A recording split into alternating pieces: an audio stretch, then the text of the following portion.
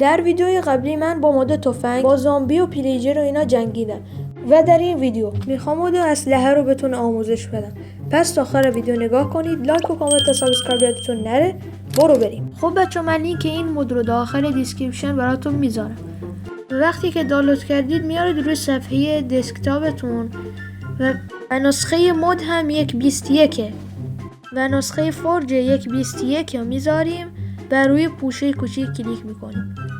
روی پوشه مود کلیک میکنیم، همینجاست. و خب مود رو کپی یا انتقال یا هر چیزی کپی میکنیم، میذاریم داخل پوشه مود و اینجا پیست میکنیم. وقتی که پیست شد این پنجره رو میبندیم و بعد وارد بازی میشیم و باید نتتون روشن باشه و اگر روشن نباشه یه اروری میده 100%. کلا نسخه فابریک و فور وقتی که میخواید داخلشون مود بذارید باید نتتون روشن باشه تا اون مود رو دانلود کنید. و خب الان وارد بازیمون میشیم.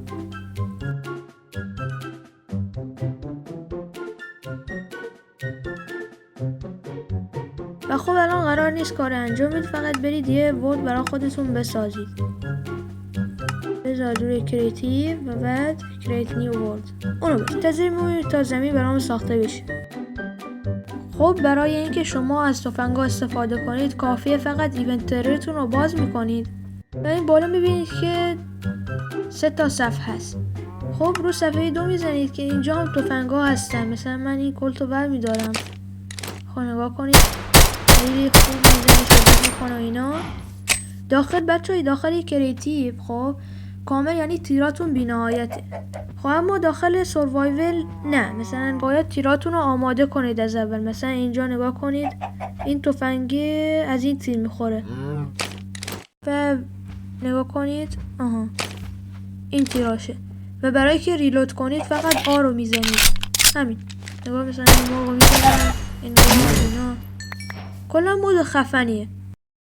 مثلا نگاه کنید آرپیجی رو برداشتم، تیراش بی‌نهایته، هر چقدر میخواید میتونید شلیک کنید. و اگه نمیدونید اسلحه چه تیری میخوره فقط نگاه کنید، برید روی اسلحه نگاه کنید، فقط موسو ببرید روی اسلحه بهتون میگه چه تیری میخوره. مثلا آرپیجی رو این میخوره، نگاه کنید.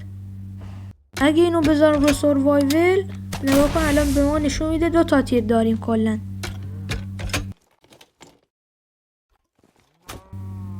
ریلود کنیم اینجا.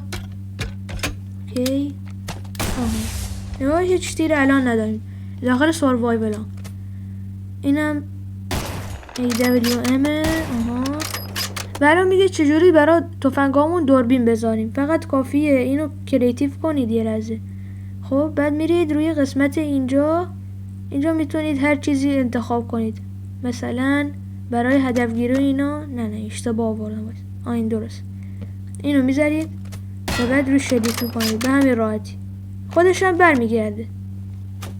و برای دوربین گذاشتن برای تفنگا فقط کافیه اینو بیارید و برید رو قسمت اینجا نگاه کنید چقدر تفنگا، یعنی کل تفنگا دوربین دارن. خیلی خفن.